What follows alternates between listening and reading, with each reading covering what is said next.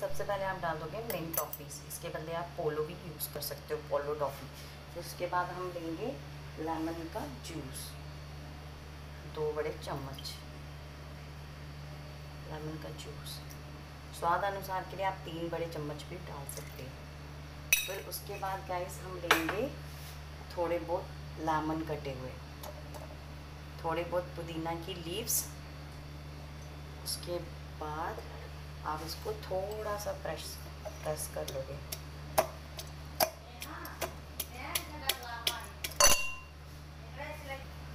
इसके बाद आप डालोगे ढेर सारी बर्फ़।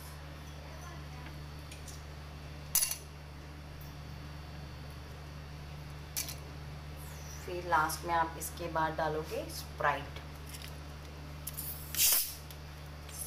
की बोतल, जो कि मैं आपके सामने खोल रही हूँ।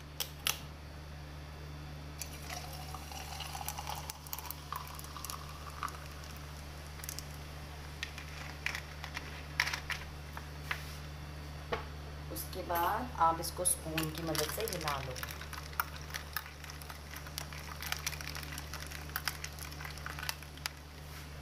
डेकोरेट के लिए आपने एक लेमन की कटी हुई पत्ती जो है,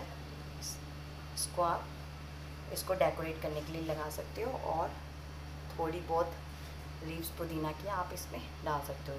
या आपकी बेस्ट समर ड्रिंक जो है वो तैयार है, और घर पे ही आप इस मजीटो का मज़ा ले सकते हो लॉकडाउन।